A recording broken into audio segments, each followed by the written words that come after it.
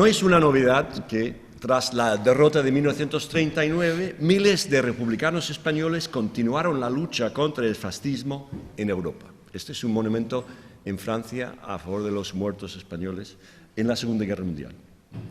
En años recientes, un reducido grupo de estos hombres, los españoles integrados en la Segunda División Blindada francesa, del mítico, en Francia al menos, general Leclerc, ha sido públicamente elogiado. Si el reconocimiento era necesario desde hacía tiempo, estimo yo que a estas alturas es imprescindible ir más allá del homenaje público para estudiar pormenorizadamente las circunstancias de esta larga lucha contra el fascismo y el nazismo. Los estudios sobre los españoles de la División Leclerc alaban sus hazañas, aunque desde mi punto de vista se contentan con descripciones superficiales. Además, lo que resulta preocupante es constatar que muchas veces estas descripciones están teñidas de errores historiográficos imperdonables, para un historiador, claro. Relatar que fueron los primeros soldados aliados en penetrar en París en agosto de 1944 es solamente una parte de su historia y dista mucho de llegar al fondo y de detallar cuáles eran las condiciones de su lucha en el exilio o cómo soportaron tantos años de guerra. Si pensamos que el exilio empezó en el 39 y termina en el 45, son 6 años de guerra, ¿verdad?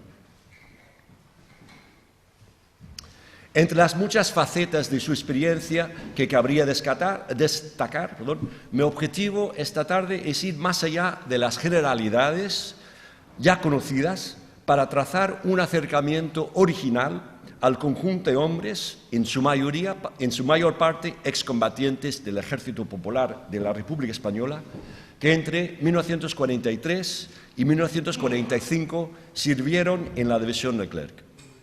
Propongo evocar la memoria de estos hombres y trazar los avatares que vivieron a través de las imágenes que nacieron de las diversas formas de ver la guerra, tanto por parte de los españoles como por la de sus camaradas franceses.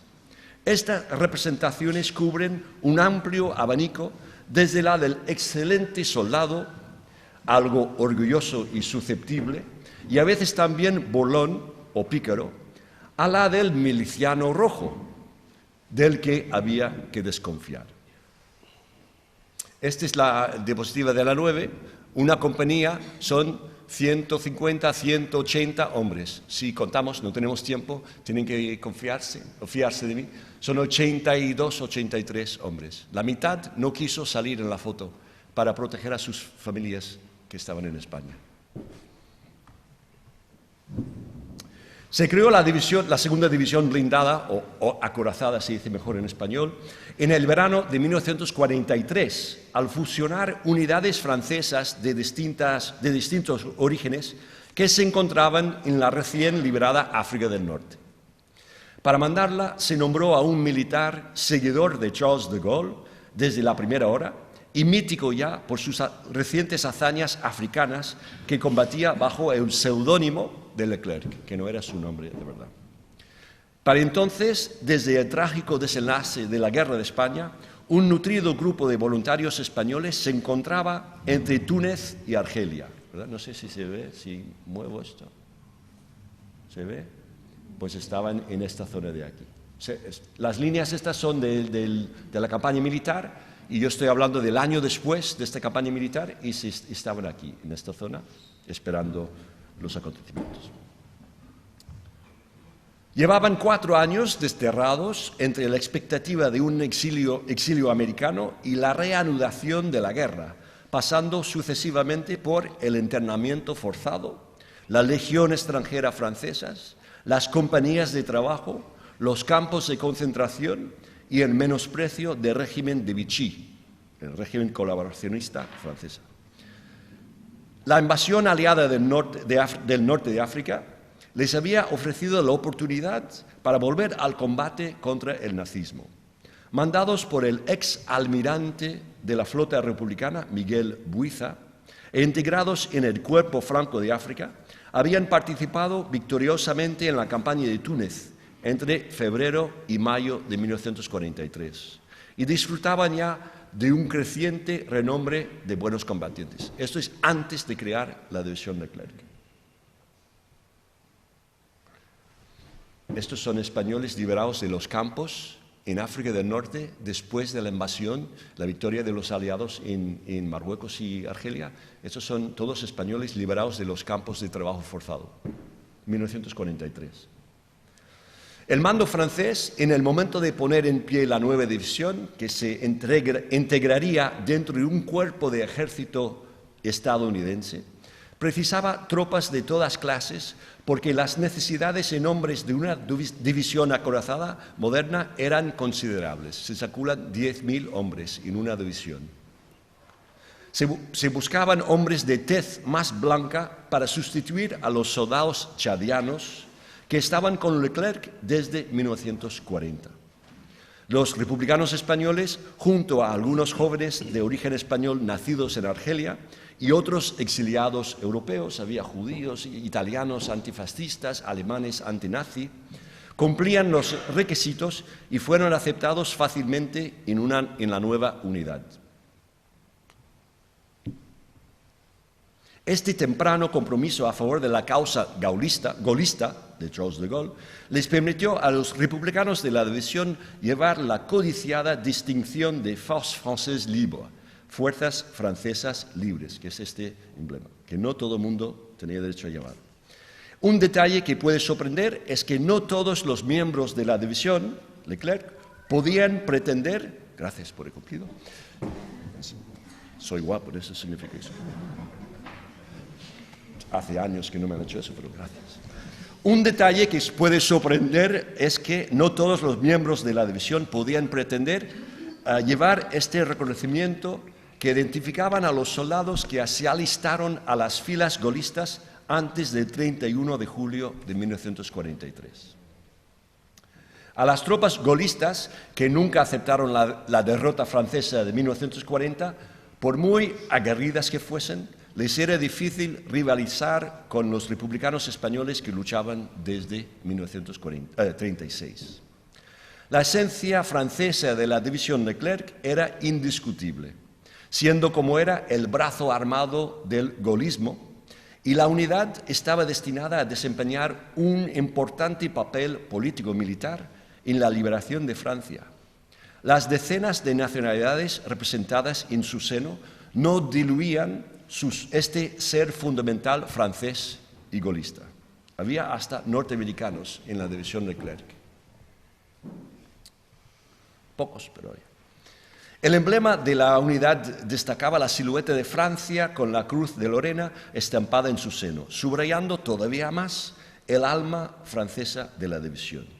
Dentro de este ambiente particular, en el que los franceses libres del primer momento tenían que tolerar, por razones prácticas, la incorporación de ex-vichistas a su unidad, era natural que los voluntarios españoles no callasen su incuestionable abolengo antifascista.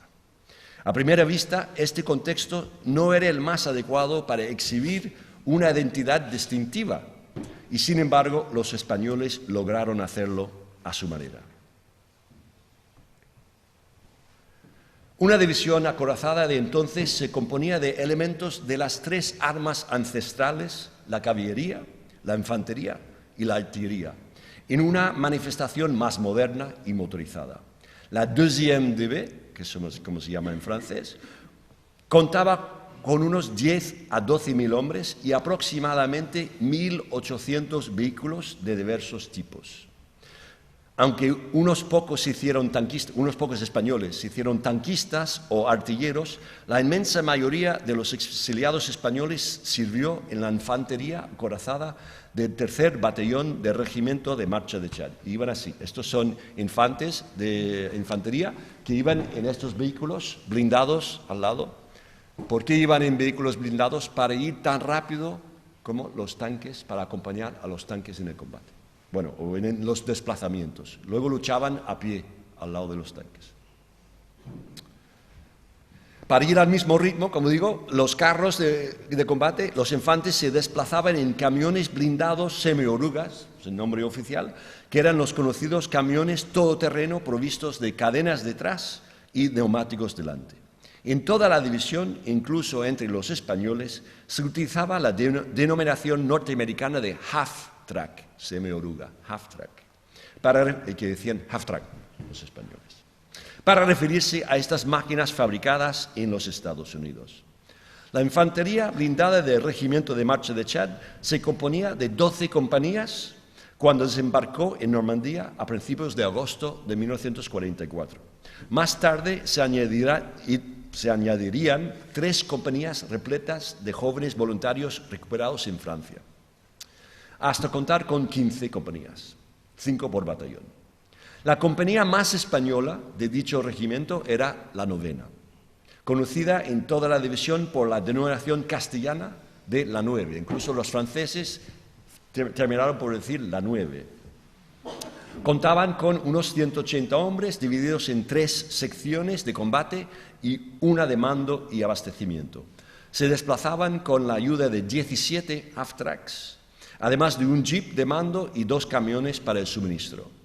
Como eran tan apañados y pícaros que el mismísimo Lazarillo de Tormes, a veces lograban hacerse de forma extraoficial con algún vehículo suplementario o en al menos una ocasión con máquinas capturadas al enemigo. Esta abundancia de vehículos a motor les proporcionó una primera forma para exhibir su pasado antifascista y su origen nacional. Todos los carros, half-tracks, jeeps y cañones de la división llevaban nombres pintados en diversos lugares de su carrocería. La costumbre dictaba que la propia dotación debía bautizar su vehículo y esta fue una oportunidad que los exiliados republicanos no desperdiciaron. La 9ª compañía del Regimiento de Marcha de Chad, en esa compañía, la mayoría de su maquinaria fue apodada de tal forma que no dejaba lugar a dudas sobre el origen ni la experiencia antifascista de sus respectivas tripulaciones. Está claro que, tanto para las camaradas de lucha franceses como para la población civil de entonces, no resultaba difícil reconocer las referencias peninsulares así evocadas, ¿verdad? Estamos a 6 años de la Guerra Civil Española. Estos nombres elegidos, algunos de los cuales detallaré a continuación, forman una primera representación de la identidad española y antifascista creada por los propios interesados en el seno de la unidad militar. El conjunto de los nombres forma una imagen que ellos mismos propagaron dentro del anonimato de la división francesa para reivindicar su origen y su pasado reciente de combatientes comprometidos. Como ejemplo de la visibilidad republicana dentro de la división, me limitaré a los 5 half-tracks de la primera sección de combate de la 9, los cuales llevaban los siguientes nombres: Don Quijote, Madrid, Le Pingouin, Cap Serrat y Guernica. Y este llevaba un cañón que se llamaba Mar y Luz. Puedo explicar por qué, pero... Se notará que los nombres están en lengua francesa, es Don Quijote, no Don Quijote. El significado de Madrid y Guernica es transparente, ya que evocan 2 episodios emblemáticos e internacionalmente identificables de la Guerra de España, ¿verdad? El bombardeo de Guernica y la resistencia de la ciudad de Madrid. Cualquiera que leyera estos nombres en esos años no tendría ninguna dificultad en identificar su origen ni comprender lo que representaban. Al contrario de lo que se podría suponer, la denominación del vehículo tenía poco que ver con la ciudad o región de origen de sus tripulantes. El sargento que mandaba el Madrid, Ramón Gualda, era de Granada. El de Guernica, aquí que está en primera fila, a ver, este de aquí, Lucas Camons, era de Santander. Esa falta de concordancia entre el origen de los soldados y el nombre de su vehículo prueba que no interpretaban la guerra según el prisma de las nacionalidades o los regionalismos. Se trataba de un combate global de los exiliados españoles contra un enemigo feroz que los había echado de su país natal, pero que aún apátridas continuaban por donde estuviesen. Cap Serrat, Cabo Serrat, se refiere a una batalla de 1943 en el norte de Túnez, en la que participaron numerosos españoles del Cuerpo Franco de África, es decir, la unidad de infantería que existió antes de la División Leclerc. Y los que sobrevivieron a la campaña de Túnez pasaron en masa a la División Leclerc. Con estos tres nombres de AFTRACs, Madrid, Guernica y Cap Serrat, se subrayan, pues, 7 años de lucha contra un enemigo común de 1936 a 1943. Los dos vehículos restantes eran Don Quijote, ¿verdad?, en francés, y Le Pingouin. Don Quijote es el nombre del vehículo del mando de la primera sección. Inconfundiblemente manchego y español, mundialmente conocido desde el siglo XVII, Don Quijote es una elección acertadísima como representante de la naturaleza peninsular. Es más, su lucha incansable contra el mal y a favor de la justicia encajaba perfectamente dentro del anhelo republicano de terminar la guerra con una victoria, no solamente sobre Hitler y Mussolini, sino también de continuarla hasta poner fin al régimen franquista. Hasta aquí los nombres eran y son transparentes, ¿verdad? Lo difícilmente comprensible para el público hispanohablante de hoy puede ser la denominación asignada al tercer AFTRAC de la sección, Les Pingouins, los pingüinos. ¿Podría ser algún tipo de broma que se gastaban? Se hacía referencia burlona a la batalla de Narvik de 1940 en Noruega, en la que los españoles de la Legión extranjera francesa se destacaron. ¿Hay alguna definición insospechada de dicho animal?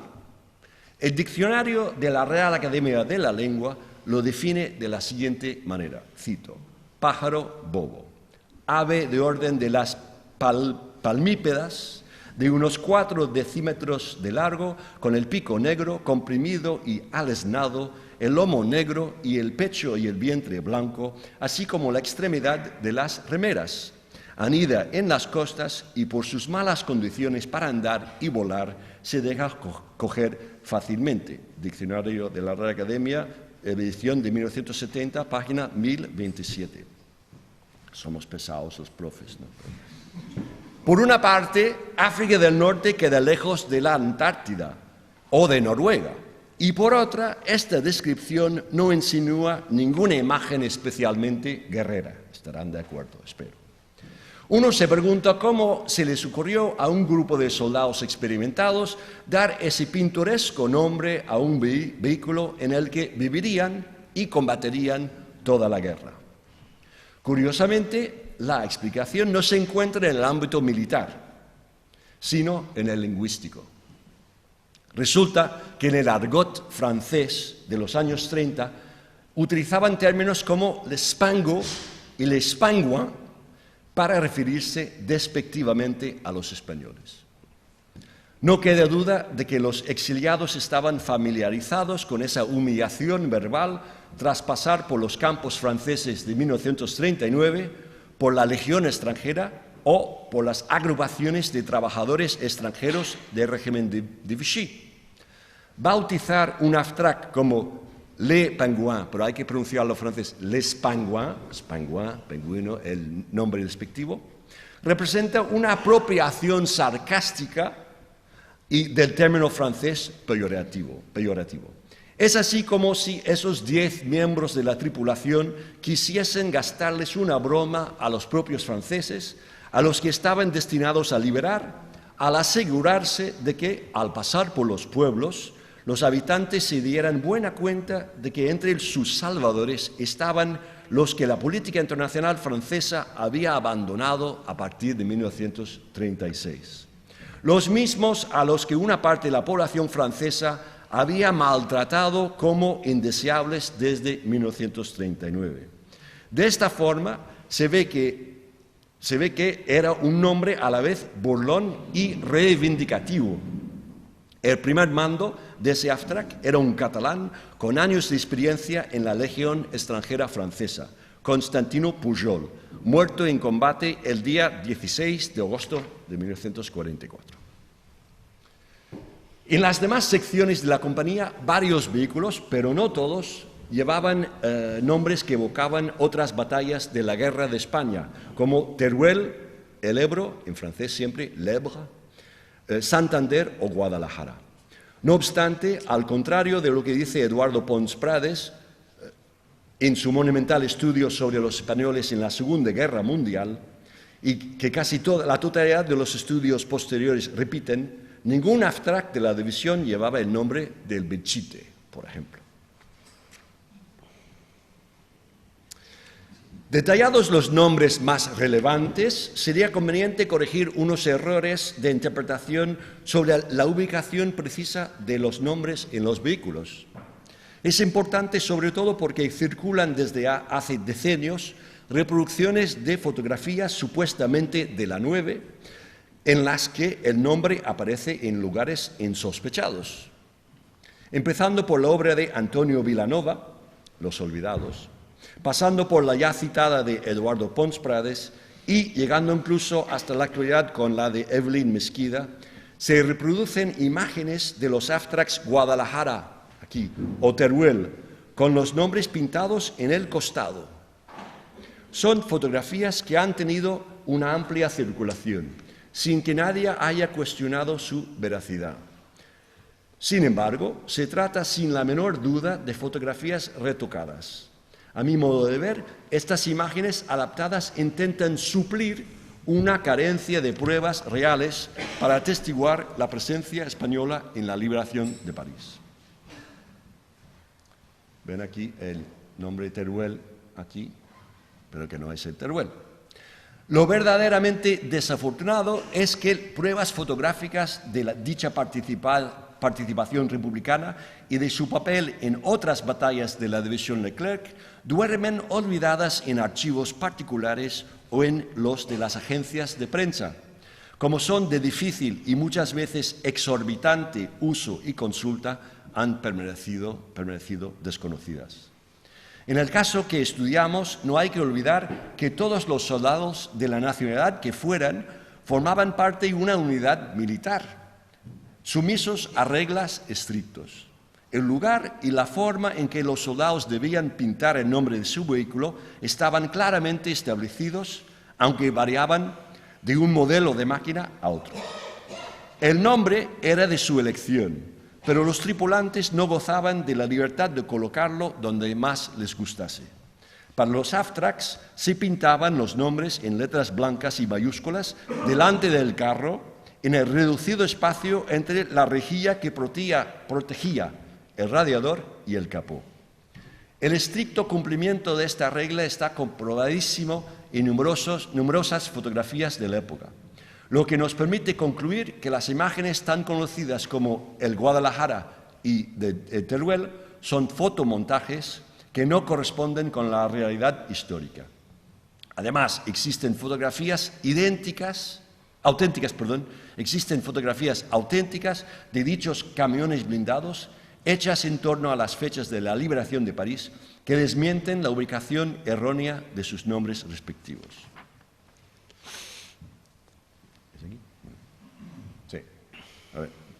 No es ninguna casualidad de que uno de los nombres que era importante ilustrar fuera el Teruel, aquí. Aparte de la cruenta batalla del invierno de 1937-1938, el fotógrafo de guerra Robert Capa relata en sus memorias de la Segunda Guerra Mundial que entró en París en la mañana del 25 de agosto subido al AFTRAC Teruel, lo pone en sus memorias. La realidad fue otra, ya que Capa entró en París montado en un jeep que seguía el general Leclerc. Pero la historia del AFTRAC Teruel le debió de parecer más novelesca indudablemente porque había sacado unas fotografías famosas de la batalla. Hay unas fotos de Robert Capa de Teruel muy importantes, entonces él pues, quería asociarse con ese vehículo. Seguramente Eduardo Pons Prades le parecía interesante basarse en las afirmaciones de Teruel cuando una fotografía, con una fotografía, pero como no tenía la de Teruel a mano, tuvo que falsear otra que además era de la misma compañía. Entonces voy a ver esta foto, tiene que ver esta, que es la misma foto, pero tiene otro nombre. Si tenemos aquí, miren aquí, a ver si ven, este es el mando, esto es el otro y la bandera, ¿verdad? Aquí, aquí el mismo, el mando, el soldado y la fotografía. ¿Qué cortaron? Cortaron aquí para que no se viera que estaba parado. Cortaron el nombre, eliminaron aquí para quitar el nombre Admiral Buice, que también es un abstract de la 9, pero no es el Teruel. Y como los propagandistas soviéticos eliminaron a Trotsky de las fotos, pues eliminan a la chica, que es una mujer. Aquí no hay mujer. Porque si vamos a poner enarbolando la bandera republicana española, el Teruel llega a París en el 24, pues no puede haber una mujer subida al abstract. Otra cosa es que cuando llegaron por la noche del 24 era de noche y nadie estaba sacando fotos de los vehículos, pero es esa parte. Entonces, bueno, pues aquí, ya está. Esta es una foto que existe, que para mí es mucho más interesante que la otra, pero bueno, son sobre gustos y colores, ¿verdad?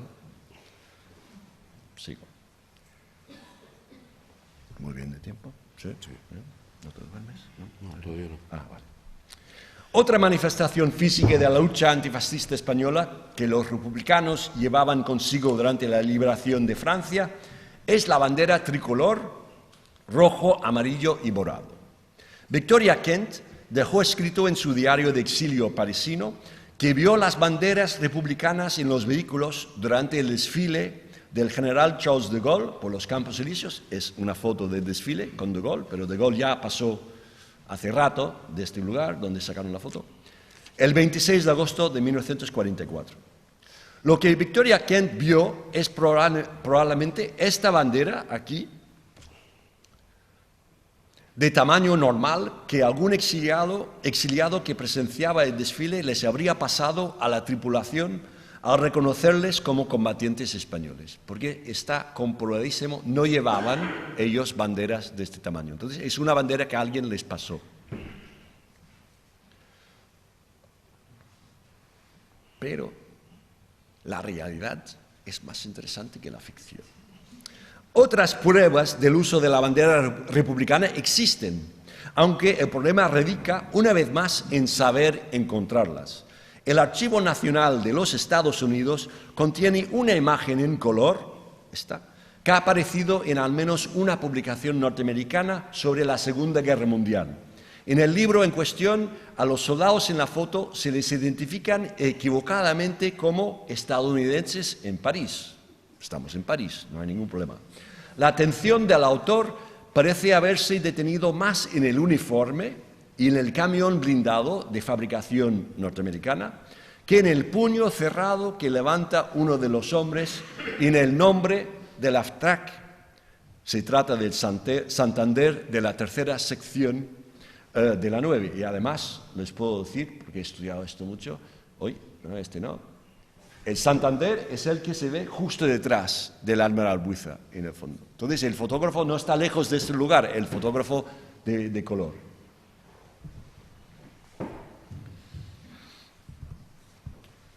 Este abstract mandado por Fábregas, un anarquista catalán, que murió más tarde. Sobre todo, lo que no supo ver o interpretar el autor del libro donde se publicó esta foto es la pequeña bandera de color rojo, amarillo y morado que ondea al lado del conductor. ¿La ven? ¿La ven? Sí, está aquí, ¿verdad? Si comparamos esto con el blanco, rojo y azul de Francia, vemos que esto no es un blanco de mal color, ¿no? ¿Verdad? Esto es rojo, amarillo y morado aquí, y blanco, rojo y negro. No digo amarillo, blanco, rojo, azul y blanco. Llevo bastante tiempo en Francia. Con esta imagen, inmortalizada por un fotógrafo oficial del ejército estadounidense, está comprobadísimo que al menos en algunos vehículos los republicanos españoles colocaron su bandera tricolor de dimensiones reducidas. No eran estandartes de grandes dimensiones, pero para los que supieran identificar los colores, indicaban claramente la procedencia de la tripulación. Se ha dicho en círculos de excombatientes de la división Leclerc que tras la toma de París se les exigió quitarlas, pero tenemos constancia de que no se cumplió estrictamente esa orden. Hasta aquí hemos visto algunos de los signos exteriores que los españoles enarbolaban orgullosamente como una suerte de autopropaganda. Ahora pasemos a mirar la otra cara de la misma moneda, es decir, la forma en que los soldados franceses apreciaban e interpretaban a sus camaradas españoles.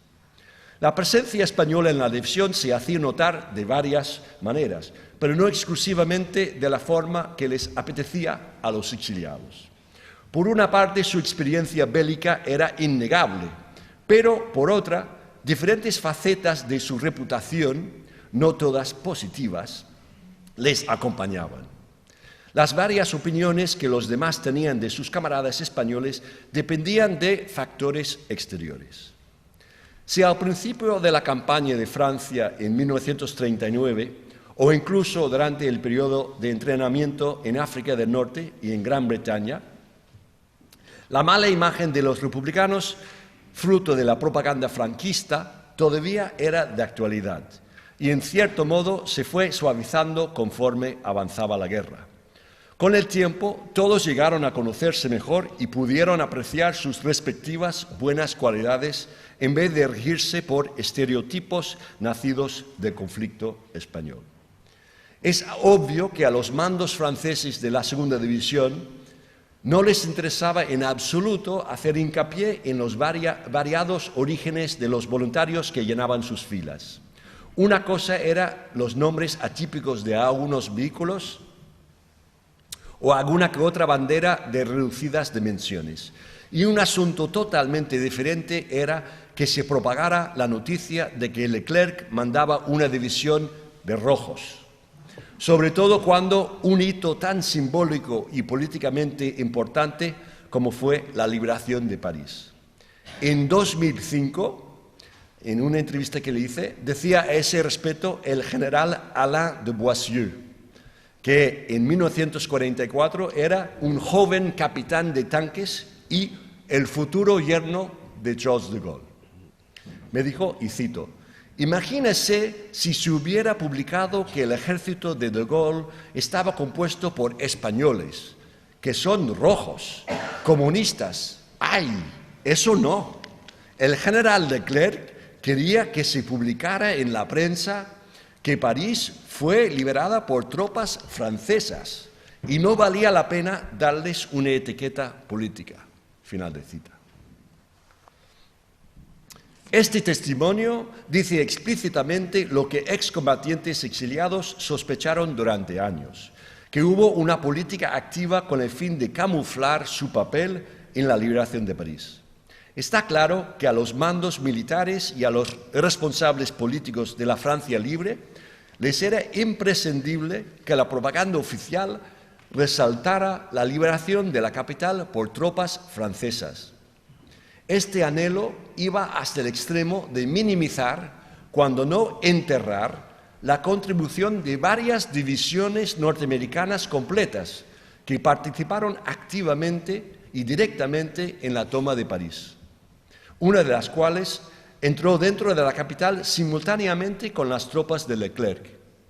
Si por una parte se podía minimizar la contribución de decenas de miles de soldados norteamericanos, entre ellos la Cuarta División de Infantería, que había desembarcado la primera en la playa de Utah el 6 de junio, y había combatido durante toda la campaña de Normandía, es decir, más de 2 meses, correr un tupido velo sobre la existencia de unos cientos de exiliados españoles fue aún más simple.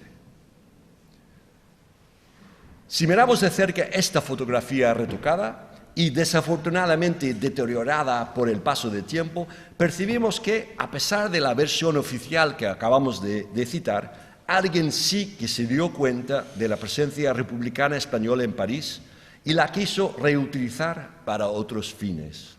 Resulta innegable concluir que la propaganda de la guerra de España había hecho mella en ciertos sectores de la sociedad francesa.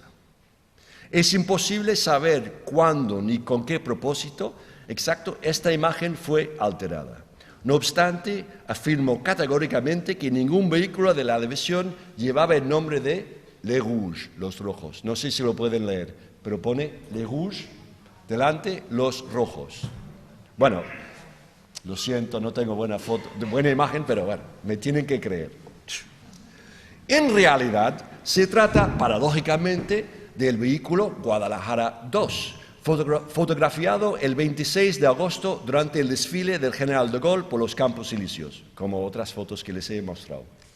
Este hecho se comprueba mediante la matrícula militar 95.124 que figura en el parachoques delantero y que corresponde al vehículo Guadalajara II, auténtico. Curiosamente, los falsificadores no se tomaron la molestia de cambiar el número.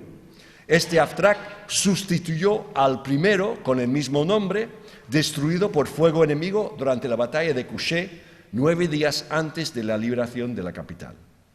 Para crear esta imagen falsa, se tuvo que borrar el nombre original e inconfundiblemente español, republicano y antifascista, para sustituirlo por un término propagandístico de la extrema derecha, seguramente con el objeto de influir en la interpretación posterior de la liberación de París y de la consolidación del general de Gaulle como líder de la Francia libre. No hemos encontrado ninguna prueba formal de que esta versión de la fotografía haya sido publicada, pero es fácil imaginar que eran justamente interpretaciones de este tipo a las que se refería el general de Boissieu, cuya palabras acabo de citar. Es comprensible que dentro del contexto de un posible vacío político creado por la liberación y la lucha entre conceptos políticos contrapuestos, a los mandos políticos de la Francia libre les preocuparan las posibles interpretaciones periodísticas. Sin embargo, a los mandos militares lo que les importaba todavía más eran los resultados en el campo de batalla. Para ganar la guerra había que vencer con las armas al enemigo alemán, y en ese terreno se callaban los debates políticos. En este sentido, las opiniones son unánimes en considerar a los republicanos españoles como extraordinarios y valiosos combatientes. Tenían sus propias formas de entender la guerra, pero cumplían con los objetivos tácticos. Para el comandante de la compañía, el capitán Raymond Dron, francés, los españoles podían llegar a ser susceptibles y excesivamente orgullosos, pero una vez que le hubieran dado su confianza a un mando superior, esta era total. Sin embargo, no todos los oficiales y soldados que pasaron por las filas de la unidad aprobaron el examen al que les sometían discretamente los españoles más aguerridos. Hubo casos de jóvenes oficiales franceses con los galones recién cosidos, cuya carrera en la nieve no duró más que unos días. Si los suboficiales españoles no estaban convencidos de sus aptitudes para el mando, los nuevos oficiales eran rápidamente transferidos a otras compañías. Lo mismo ocurría con soldados rasos recién incorporados a la división. Un joven francés que llegó a la compañía en otoño de 1944, Alexis Chariot, que es el señor que está aquí, este es Alexis Chariot. Los demás todos son españoles, salvo el bebé, claro. Alexis Chariot explicó esta particular forma de observar y controlar a los nuevos a que se dedicaban los veteranos. Y cito: nos daban consejos y después, según nuestro comportamiento en el combate, se nos aceptaba o no. Es así como nos admitían como uno más entre ellos. Así era porque sabían que si el sargento nos mandaba hacer algo, que lo podíamos cumplir, era una garantía de seguridad para ellos. Final de cita. Otro joven francés, nativo de Lorena, Roberto Ami, llegó a la compañía en octubre de 1944 desde las filas de la resistencia local. Sirvió en la primera sección de la 9 como soldado raso y conductor de Aftrac hasta el final de la guerra. Declaró que los españoles, muchos de los cuales ya contaban más de 30 años de edad, trataban a los jóvenes recién incorporados como a hermanos menores. Antes de dejarles tomar parte en una operación ofensiva, los españoles protegían a los novatos franceses y compartían con ellos sus abundantes conocimientos militares. Robert Ami estaba convencido de que de esa manera de actuar, que consistía sobre todo en invertir el tiempo para formar a los jóvenes antes de meterlos en combate, salvó la vida de muchos reclutas, entre ellos la suya. Su aprecio por sus camaradas peninsulares era tan fuerte que hasta su muerte en 2011, Robert Ami no dejó de resaltar la memoria de los exiliados españoles en el seno de la Asociación de Excombatientes de la División. Numerosos testimonios insisten en que los republicanos eran excelentes combatientes. Sin ir más lejos, las memorias publicadas del capitán Dron dan fe de las dotes militares de los hombres bajo su mando. Cumplían las misiones que se les encargaban, sus mandos estaban satisfechos y sus jóvenes camaradas franceses aprendían de mano de expertos.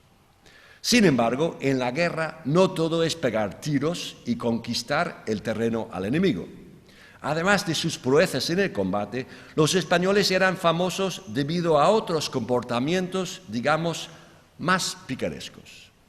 Como lazarillos del siglo XX, al mismo tiempo que cosechaban victorias en el campo de batalla, también lo hacían con las pertenencias del enemigo vencido. Como ejemplo de esta fama extramilitar, veamos una anécdota. 2 meses después de la liberación de París, en un momento de estancamiento de la campaña militar, una curiosa historia fue publicada en las páginas del Boletín Divisionario. Cito: se recomendó a un español que, estando en un puesto de vigilancia avanzada, siendo por la noche y para su protección personal, utilizara la bomba de mano en vez de su fusil. El soldado, indignado, se miró la muñeca y respondió: ¿y el reloj qué? Final de cita. Paradójicamente, ningún excombatiente que entrevisté captó la broma que conlleva la anécdota. Sería que más de 60 años después de los acontecimientos ya no tenían el mismo sentido de humor negro propio de los militares en combate, o que no recordaban ciertos aspectos de la vida diaria en el frente. Por nuestra parte, nos arriesgamos a una interpretación basada en una acumulación de referencias contemporáneas sobre el tema. El soldado se indigna ante la idea de utilizar la granada de mano defensiva porque no desea correr el riesgo de dañar con la onda explosiva o la metralla el reloj que seguramente llevaría el enemigo enfrente. Para él, un tiro de fusil arreglaría la cuestión y le dejaría con el codiciado botín de guerra. ¿No les gusta? Cuando lo leí me partí de risa, pero bueno. No he terminado todavía. Luego tenemos sesión de preguntas-respuestas. Tengo la culpa, empecé antes.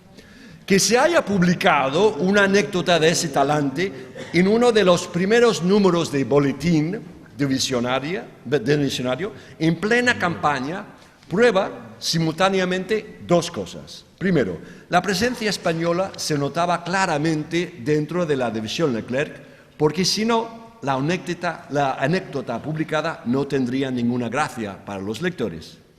Por otra parte, indica que no se veía siempre con buenos ojos su forma de sacar algo de provecho de la guerra. Puede que fueran buenísimos combatientes, pero también tendían a saquear a los prisioneros y a los pueblos conquistados.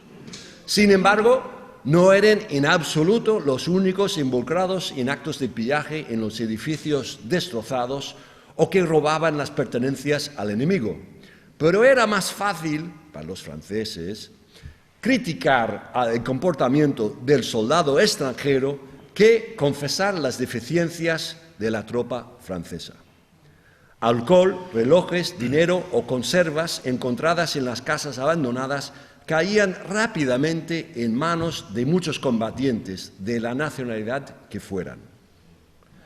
Era una práctica tolerada, si no completamente aceptada por los mandos. Un general jubilado que empezó su carrera militar como joven teniente en la 9 y aprobó el examen, ¿verdad?, que evoqué antes, nos contó que tras su primer combate, uno de los soldados le ofreció un casco lleno de relojes para que eligiera el que quisiera antes que los demás de su sección. Nos afirmó, decía él, que no participó en la distribución, aunque sí que le quedó grabada la forma tan igualitaria que tenían sus hombres de compartir los despojos. Incluso en unidades famosas del ejército norteamericano, el pillaje era una práctica mucho más arraigada de lo que la población quería admitir. Un combatiente de la 101 División estadounidense de los paracaidistas, tan famosa división, escribió en su diario el siguiente comentario que pone en perspectiva la costumbre que muchos contemporáneos reprocharon a los republicanos en uniforme francés, y cito: muchos civiles viven bajo la idea equivocada de que solamente los alemanes y los rusos registran los cajones, los armarios y los gallineros a su alcance, mientras que cada soldado norteamericano que he conocido tenía la costumbre de hacerlo. Final de cita. El que investigue el tema más de cerca verá que el pillaje era una práctica común entre las tropas de todos los países. El problema de los españoles podría ser que su innegable éxito en el asunto provocaba cierto recelo entre sus camaradas franceses menos atrevidos o adiestrados.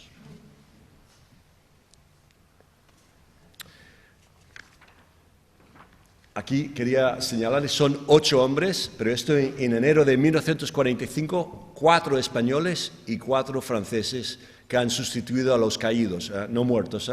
En esta sección no murió, esta es la sección del AFTRAC Guernica. Y el de centro, que tiene el gorro, es el sargento Lucas Camons de Santander. Nadie murió de su sección en toda la guerra. Hubo heridos, pero nadie murió. Entonces los franceses, que son los dos del lado izquierdo, el que está sentado y el que está en la extrema derecha, sustituyeron a españoles heridos, pero que sobrevivieron a la guerra.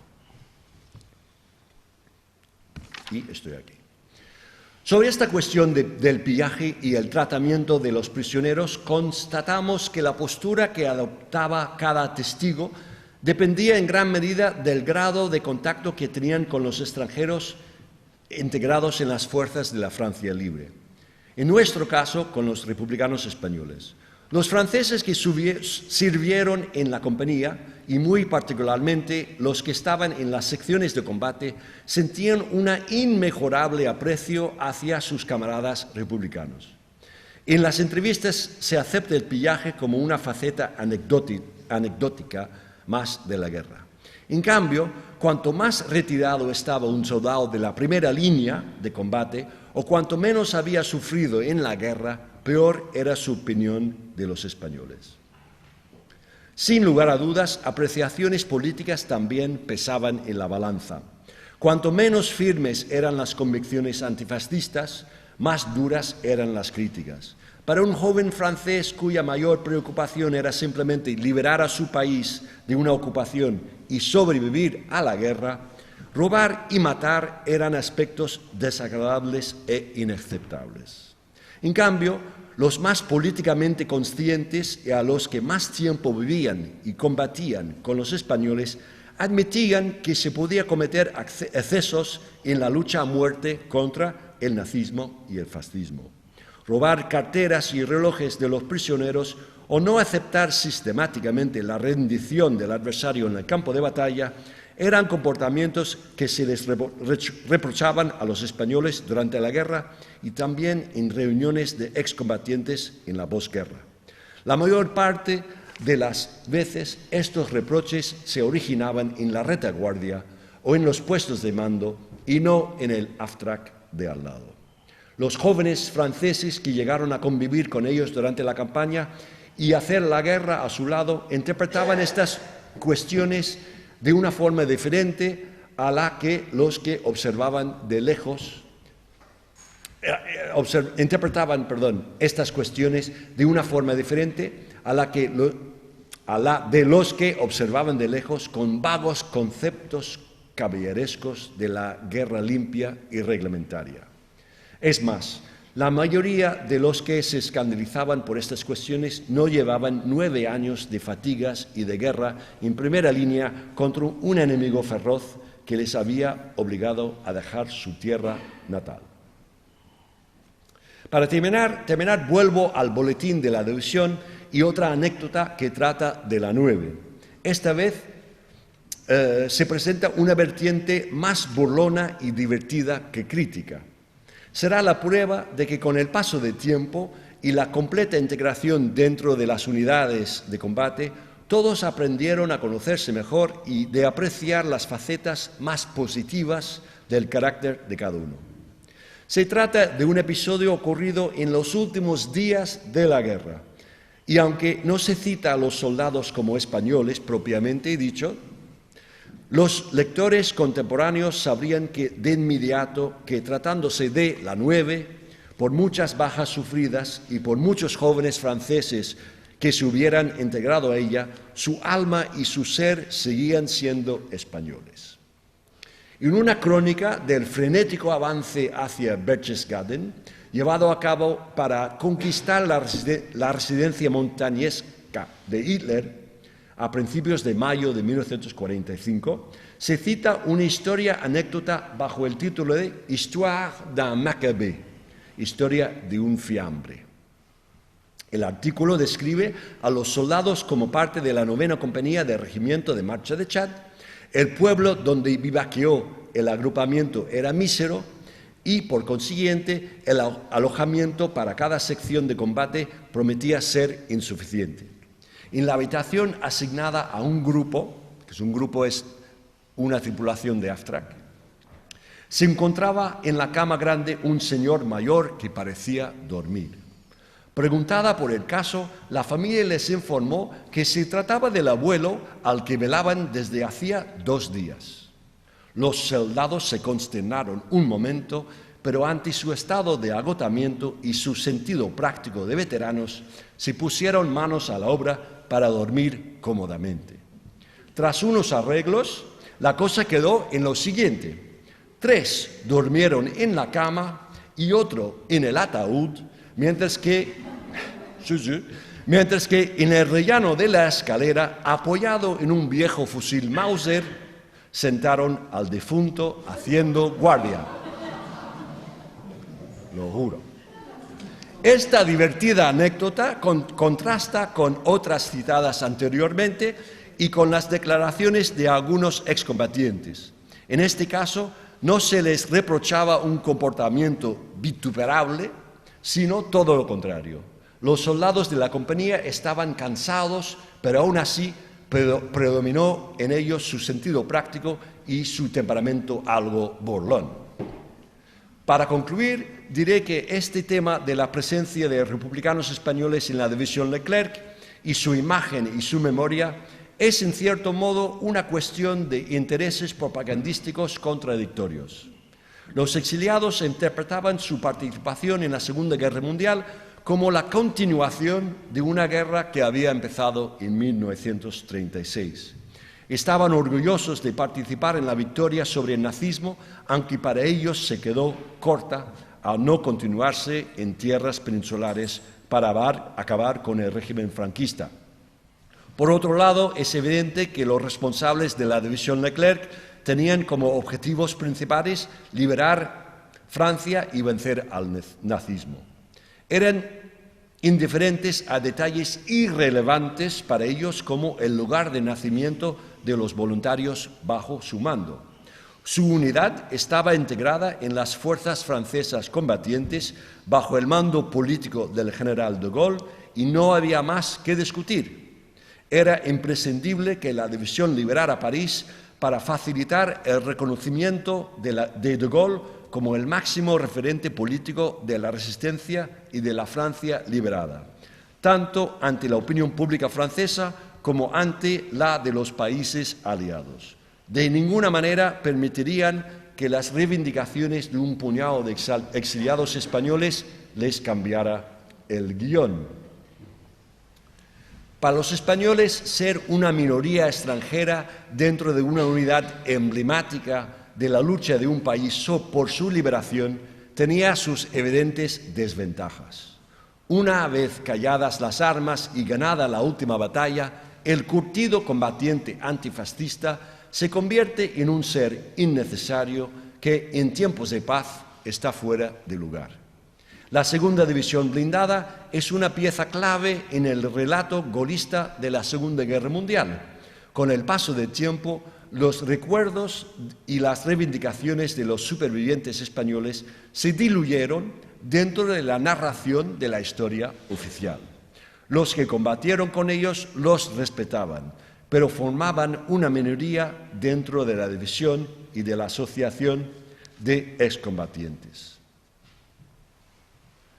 Aquí tenemos una foto del país, bueno, pero no hago propaganda del país, pero los dos hombres a la derecha es el general Boissieu, el yerno de Gaulle, que estuvo, y esto es 2004, cuando inauguraron unos monumentos y hablaron por primera vez de los españoles en la División Leclerc, en la liberación de París. Y a la izquierda es Luis Royo, el penúltimo español de la División Leclerc, que murió hace unos años, que era conductor del Amtrak Madrid. Entonces, a mí me gusta esta foto porque hablaban de tú a tú. Bueno, no se trataban de tú, pero se veían y hablaban bien. Bueno. No fue hasta la llegada a la escena política parisina de una teniente alcalde de origen español que se pudo rendir un homenaje especial a los republicanos antifascistas por primera vez en 2004. Es una pena que no se hiciera antes para que pudiera vivirlo un grupo más numeroso de los hombres originales de la 9.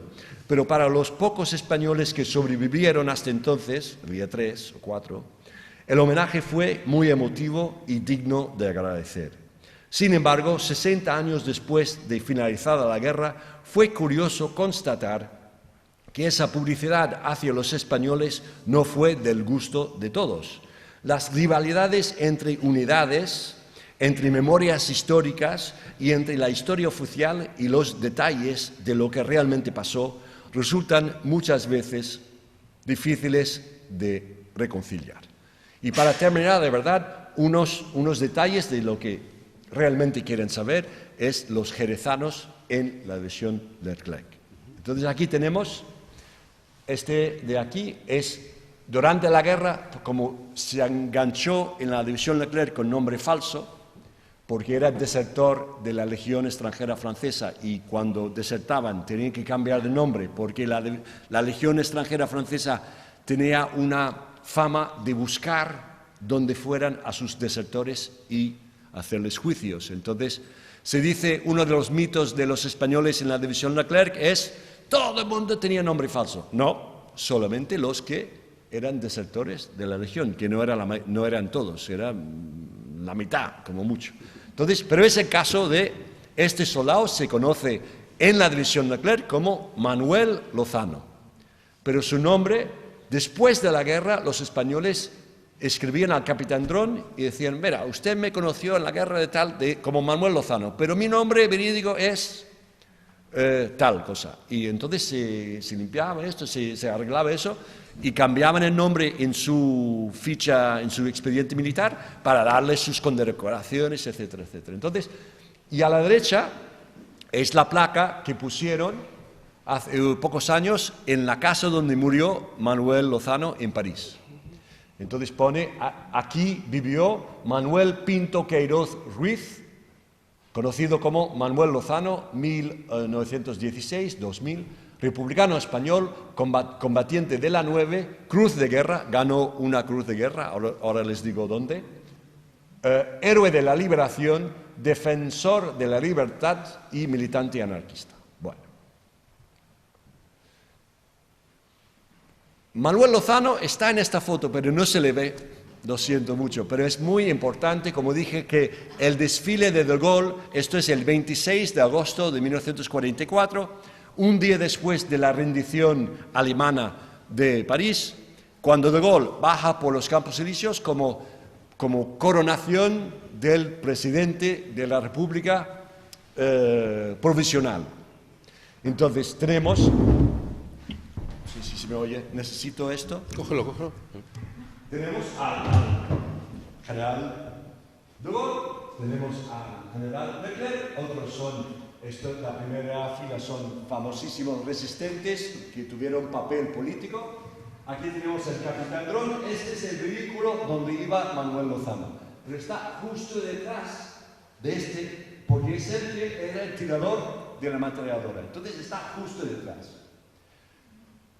Eso es el comienzo del desfile, porque vemos el árbol de triunfo. Luego, de este lado, o sea, esto es un vehículo de los periodistas. Aquí tenemos el atrás del capitán Dron que se llamaba los cosacos, del cosac. Luego, detrás de cosac está el Madrid. Y en este lado, este es el Don Quijote, y detrás, los pingüinos de España.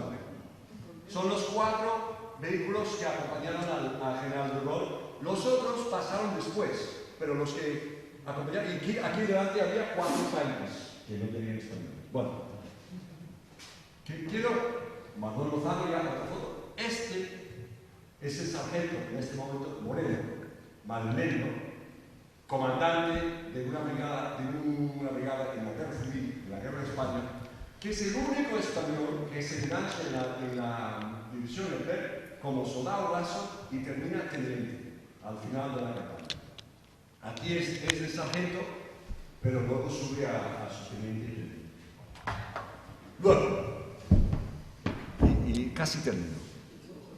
¿Y qué he hecho yo? Este no sale.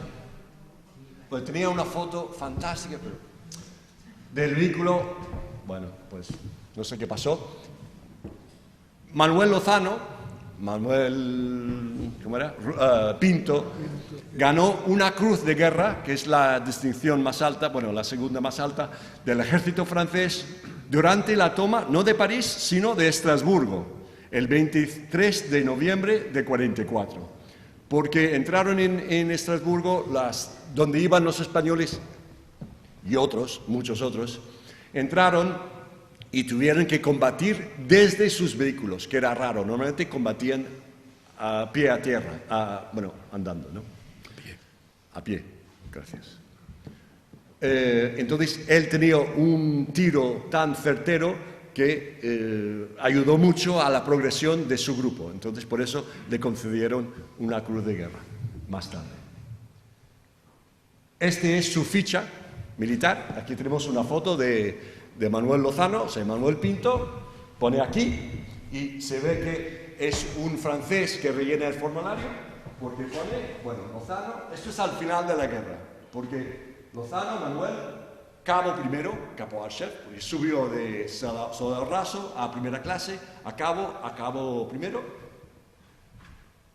fecha de nacimiento, 14 de abril del 16, curioso, 14 de abril, a Jerez, pero se escribe Jerey. Para mí es la Z. es que, pero eso no es una Z, no lo pronunciaba. Claro, él no decía, ¿dónde naciste? Jerez. Jerez. Pues nació en Jerez, en España. Claro.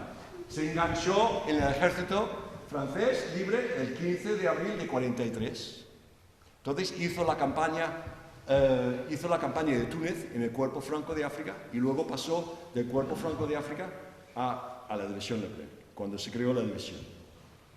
Y entonces el número, bueno, y luego se retira a 7 calle Panisot en París. Pero no es el único español de la 9 de Jerez. Este señor también, que acabamos de encontrar, es Miguel Sánchez. No sé nada más de este señor. No sé si es su nombre verídico, creo que sí. También de Jerez. Es de Jerez, ¿verdad? De Cádiz, España, de 1911. Entonces él, en el día de la liberación de París, que no estaba porque estaba herido, pues el día que fue herido, creo 16 de agosto, tenía 32 años. 32 años. Era mayor para ser un soldado raso. Pero por eso digo, los franceses decían que les cuidaban después porque eran mayores. Bueno, este fue herido 2 veces. En Écouché, en Normandía, vuelve herido ligeramente, luego vuelve a la compañía finales de agosto, está de permiso en París, y luego en el segundo combate después de salir de París, creo que fue el 15 de septiembre, herido otra vez, y ya termina la guerra ahí. Herido de gravedad, sobrevive, porque tenemos la foto, tenemos la ficha, y se retira a Bordeaux. No, sección Louvre, al sur de Francia, y luego le hemos perdido la pista.